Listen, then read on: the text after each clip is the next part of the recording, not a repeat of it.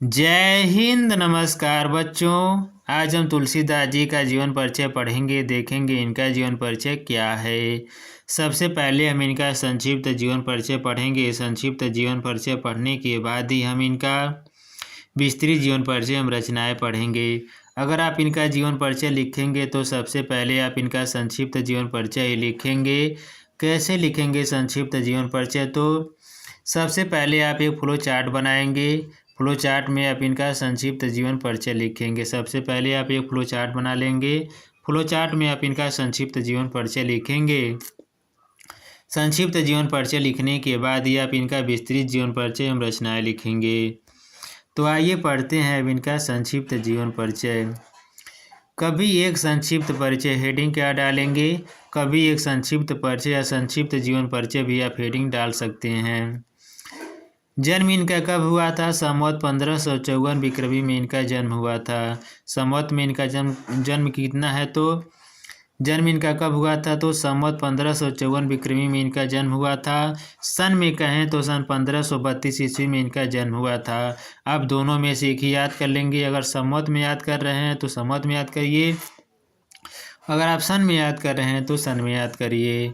जन्म इनका कब हुआ था? संवत 1554 विक्रमी में। सन में कहें तो सन 1532 ईस्वी में इनका जन्म हुआ था। जन्म स्थान इनका क्या है? राजापुर गांव, चित्रकूट, उत्तर प्रदेश ये इनका जन्म स्थान है। जन्म स्थान इनका क्या है? तो राजापुर गांव, चित्रकूट, उत्तर प्रदेश ये इनका जन्म स्थान है। बचपन का नाम क्या था? राम भोला है। बचपन का नाम क्या है? तो राम भोला है। तुलसीदास जी के बचपन का नाम क्या है? तो राम भोला है। माता पिता का नाम क्या है? तो माता का नाम हुलसी एवं पिता का नाम आत्माराम दुबे है। माता पिता का नाम क्या है? तो माता का नाम हुलसी एवं पिता का नाम आत्माराम दुबे है। आगे देखेंगे अब हम। मृत्यु इनकी कब हुई थी? मृत्यु भी आप दोनों में से एक ही याद करिएगा। मृत्यु इनकी कब हुई थी? संवत 1680 विक्रमी में इनकी मृत्यु हुई थी। सन में कहें तो 1623 ईस्वी में इनकी मृत्यु हुई थी। मृत्यु इनकी कब हुई थी? तो संवत 1680 विक्रमी में इनकी मृत्यु हुई थी। संवत में कहें तो 1680 विक्रमी में। सन में कहें तो सन 1623 ईस्वी में इनकी मृत्यु हुई थी। गुरु शिक्षक इनके कौन है? नरहर दास इनके गुरु शिक्षक हैं। लेखन विधा इनकी क्या है? तो काव्य है। शिक्षा इनकी क्या है? संत बाबा नरहर दास ने भक्ति के साथ साथ वेद, वेदांग, दर्शन, इतिहास, पुराण आदि की शिक्षा दी। आगे देखेंगे अब हम। भाषा इनकी क्या है? अवधि तथा ब्रज है। भाषा पर विशेष ध्यान देंगे। भाषा इनकी क्या है? तो अवधि तथा ब्रज है। शैली इनकी क्या है? छप्पर, दोहा, चौपाई, गीत, कवि, सवैया ये इनकी शैली है। भाषा एवं शैली पर विशेष ध्यान देंगे। भाषा इनकी क्या है? तो अवधि तथा ब्रज है। शैली इनकी क्या है? छप्पर, दोहा, चौपाई, गीत, कवि, सवैया ये इनकी शैली है। प्रमुख रचनाएं इनकी कौन सी हैं? रामचरितमानस, जानकी मंगल, दोहावली, गीतावली, पार्वती मंगल, रामलला न छू, रामाज्ञा प्रश्न आदि इनकी ये प्रमुख रचनाएं हैं।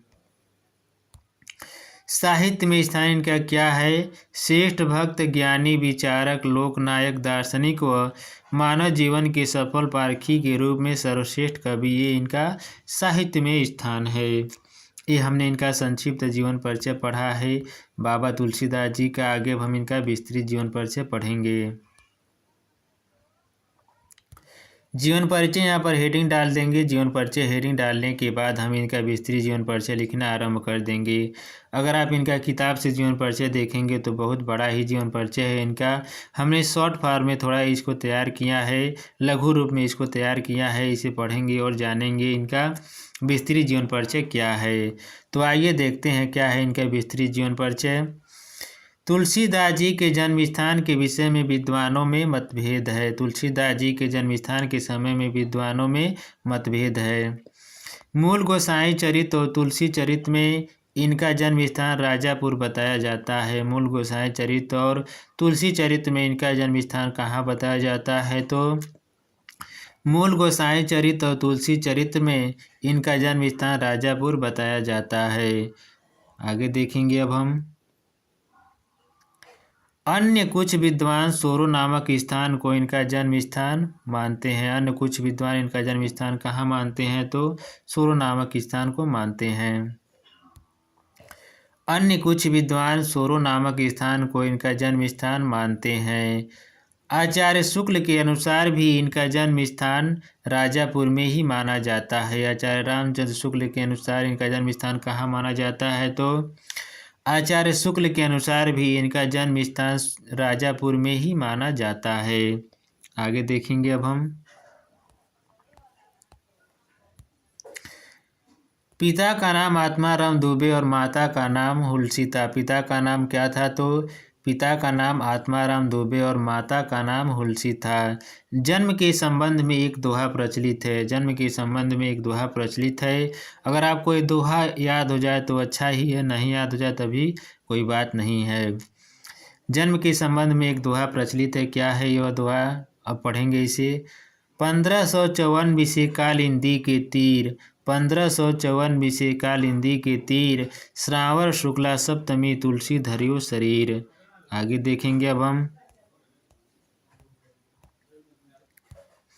बचपन का नाम राम बोला था। जन्मे तो दांत भी थे और मुंह से राम निकला था। क्या बताया जा रहा है तो बचपन का नाम क्या था। बचपन का नाम राम बोला था। जन्मे तो दांत भी थे और मुंह से राम निकला था। राक्षस समझकर इनके पिता ने त्याग दिया और तब एक दासी ने इनका पालन पोषण किया। जन्मे तो इनके दांत भी थे, तब एक दासी ने इनका पालन पोषण किया। बाबा नरिहर दास ने इनको अपना शिष्य बनाया। बाबा नरिहर दास ने इनको अपना शिष्य बनाया। इनका विवाह रत्नावली के साथ हुआ था, लेकिन तुलसी उनसे विरक्त हो गए। इनका विवाह किनके साथ हुआ था तो इनका विवाह रत्नावली के साथ हुआ था, लेकिन तुलसी उनसे विरक्त हो गए। आगे अब हम देखेंगे विस्तार पूर्वक इनका जीवन परिचय। काशी में शेष सनातन से वेद वेदांगों की शिक्षा ली, फिर राम के चरित्र का गायन करने लगे और रामचरितमानस की रचना की। क्या बताया जा रहा है। काशी में शेष सनातन से वेद वेदांगों की शिक्षा ली और काशी में शेष सनातन से वेद वेदांगों की शिक्षा ली, फिर राम के चरित्र का गायन करने लगे और रामचरितमानस की रचना की। इनका समय काशी, अयोध्या और चित्रकूट में बीता। इनका समय कहाँ बीता तो इनका समय काशी, अयोध्या और चित्रकूट में बीता। आगे देखेंगे अब हम।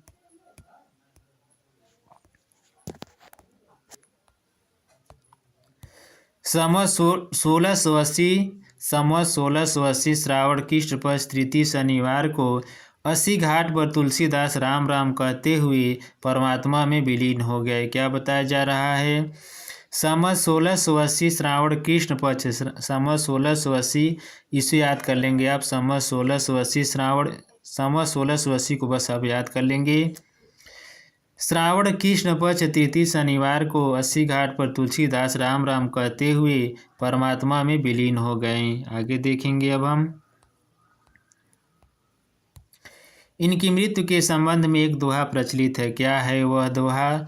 संवत 1680 गंग के तीर, श्रावण कृष्णा तीर शनि तुलसी तज्यो शरीर। आगे देखेंगे अब हम।